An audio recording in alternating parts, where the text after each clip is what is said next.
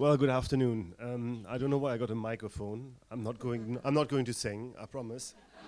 And normally chefs normally shout most of the time, so I try not to use the F word at all during during this talk. I'm really honored to be part of this. I don't see myself as a change maker. I see myself as a dreamer. I've been in Hong Kong now for the last 14 years and had a remarkable career. But what really bothered me was that changes I wanted to make. And if you work in a large corporation, which can lift you up and make your name, you can't make changes as quickly as you would like to do. So I decided to be after being a Michelin star chef, to become a burger flipper. It was a big change, but the change I made was because I feel that we as chefs have got a big role to play of changing the future, the way we eat, look after fish, look after plastic, and look after also our own education and nurture the young talent we have got. So what we have been doing for the last 2 years, I've been now with Beef and Liberty and become a partner of it. We really looked into how we can change the equipment we use. Do we have to use Chinaware? Do we have to use plastic straws? Where are we getting our meat from? What meat do we source? How do we source our goods? How do we work on local farms? How can we introduce more vegetarian dishes? And one of the biggest tasks I had got when I first arrived was that yes, we are a burger chain, but we want to become much more vegetarian, because I believe the future lies in vegetables. That's the only way we can preserve our planet, that we have got the same amount of wildlife, what we have got today or in the past, for future generations. So we have been working with numbers of organizations and other things, and I'm very, very proud of being the launching partner of Impossible Foods. So Impossible Foods is the first plant-based replacement without all the E numbers. So we're going to introduce it in April in Hong Kong. So we are making steps towards to be much more sustainable, much more environment friendly. You know, our straws are only made out of paper, not plastic. Metal is too difficult to clean with hygienes and everything else. So we just really look in whatever we do, like even like with the recycling of our carton boxes for our takeaways, we go all the way.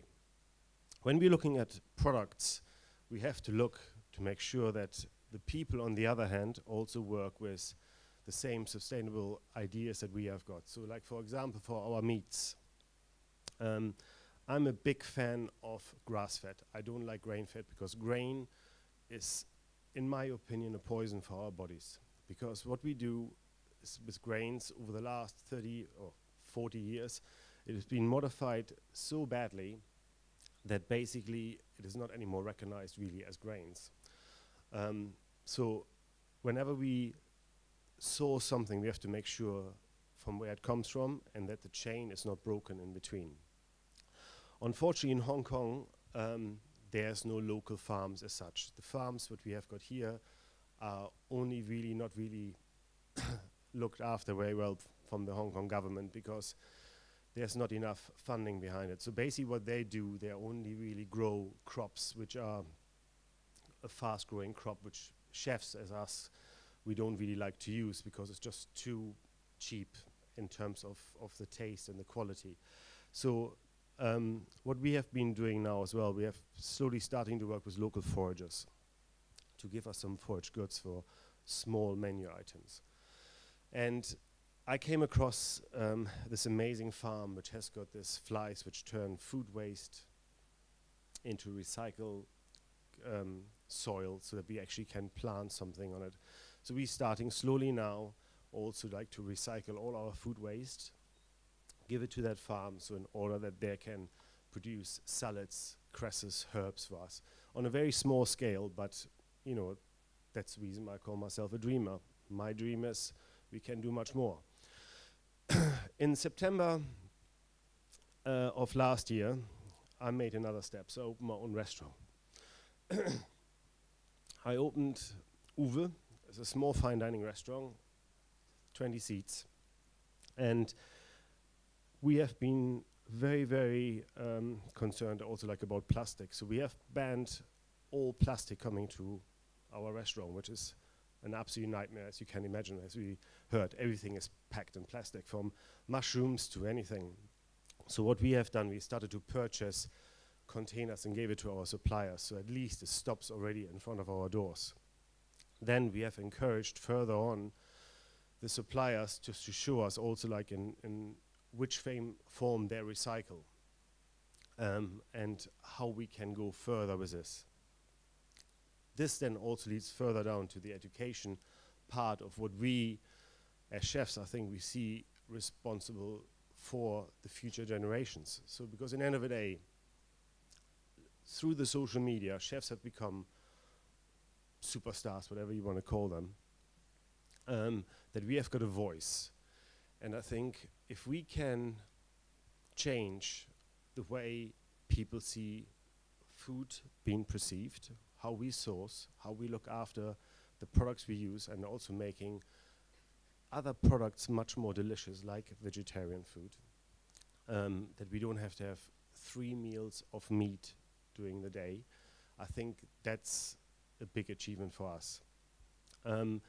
Also, I'm a big fan of local talent.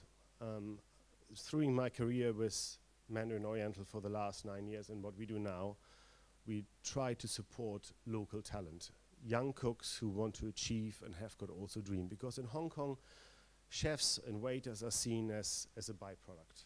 We talked about serving. I think we're doing an amazing job in serving. However, it's not seen great for the parents, because the parents have got certain expectation of their children of what they need to be. They need to wear a suit when they go to work. They need to work in a bank or anything else. And the lack of talent we're getting through the doors is actually really alarming. So that also then figures down that actually some of the food doesn't taste as good if we don't educate our future generations. So that's another big project of ours, that we really work with the local talents. We try to work more with local schools, but it's quite difficult in Hong Kong. But I think for us, that's a big goal, to be much more education for the future of chefs and also of waiters, because I think it's the most beautiful profession there is, and I think we have got a great responsibility in the future. Thank you very much.